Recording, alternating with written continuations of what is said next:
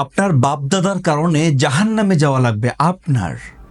এমনকি তারা যদি জান্নাতে যায় তারপরেও অনেক ক্ষেত্রে আপনি জাহান্নামে যাওয়ার একটি কারণ হতে পারেন তাদেরকে অনুসরণ করা। বিষয়টা কেমন গোজামিল লাগছে না? যে তারা জান্নাতে যাবে কিন্তু আপনি তাদেরকে অনুসরণ করার কারণে জাহান্নামী হয়ে যাবেন। চলুন ব্যাপারটা একটু এক্সপ্লেইন করা যাক। আজকে আমরা আলোচনা করব সূরা লোকমানের 21তম আয়াত নিয়ে, যেখানে আমরা বিস্তারিত এই বিষয়ে আলোচনা করব ইনশাআল্লাহ। প্রথমেই বলে রাখছি আল্লাহ তাআলা রাব্বুল আলামিন এখানে কি বলেছেন।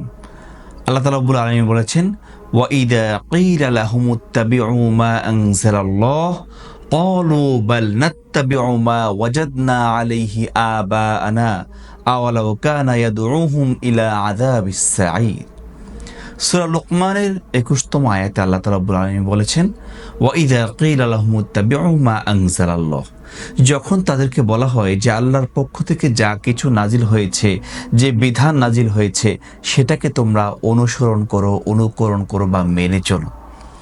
আল্লাহ তাআলা রাব্বুল আলামিন বলেন, এই ঘোষণা দেওয়ার পর কিছু কিছু মানুষ বলে থাকে যে আমাদের কাছে আমাদের পূর্বপুরুষদের অনুসরণীয় জিনিস আছে, সেগুলো থেকে আমরা যা পেয়েছি সেগুলোই আমরা অনুসরণ করব। প্রিয় ভাইরা, এরপরে আল্লাহ তাআলা রাব্বুল আলামিন বলেছেন, যদিও সে কাজের কারণে শয়তান তাদেরকে জাহান্নামের দিকে ডেকে নিয়ে যায়, তারপরেও সে মানুষগুলো কোরআনুল কারীমের অনুসরণ করে না, বরং তাদের বাপদাদার পূর্বপুরুষদের রেখে যাওয়া ইতিহাস, ঐতিহ্য, কুসংস্কারমূলক কাজের অনুসরণ করে থাকে।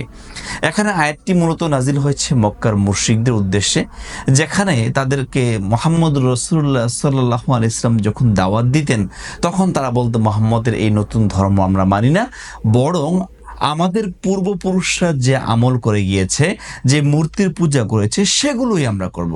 এটা করে তারা গোঁড়ামি করতে এবং সে পথকে মেনে নিত। এই জন্য আল্লাহ তাআলা রাব্বুল আলামিন বলেছেন, মূলত সেই পথে তাদেরকে শয়তান ভয়ঙ্কর এক আযাবের দিকে ডেকে নিয়ে যায়।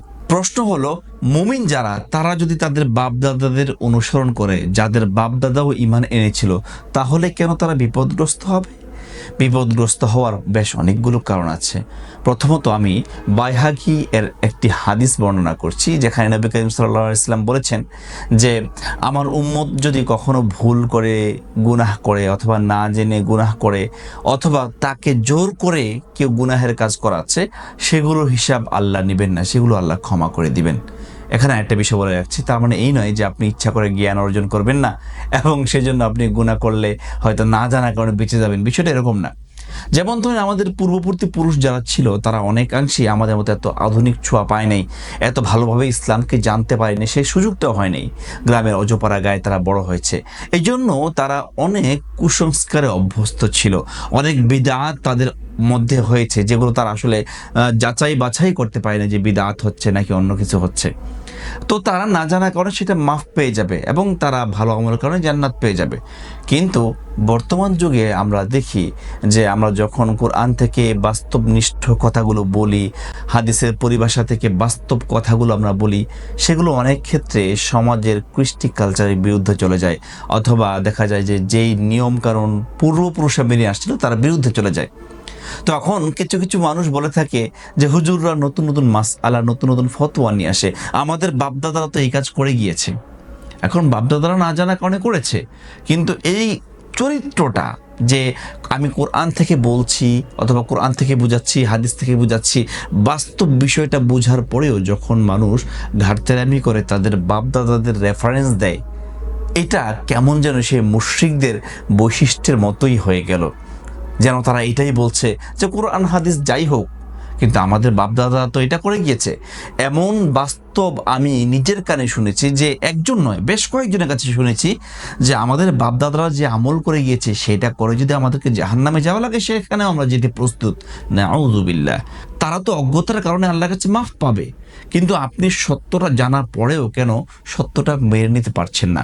যেটা বিদআত সেটাকে বিদআত হিসেবে মানুন, যেটা শিরক সেটা শিরক হিসেবে মানুন, যেটা যেই হুকুম সেটা সেই হিসেবে মানুন। আপনি যদি এখনো এসে আপনার পূর্বপুরুষদের দোহাই দিয়ে একই কাজ বাস্তবায়ন করেন, তাহলে আপনি তো সেই মুশরিকদের পদাঙ্কই অনুসরণ করলেন। চলুন সূরা লোকমানের 21তম আয়াত থেকে আমরা শিক্ষা গ্রহণ করি। সত্যকে যখন আমরা জানবো সেটাকে মানার চেষ্টা করব ইনশাল্লাহ। আমাদের পূর্বপুরুষ যা করে গিয়েছে সেটা হিসাব তারা দিবে, তবে তাদের অনুসরণ করতে গিয়ে আমরা কখনো পথভ্রষ্ট হব না ইনশাআল্লাহ।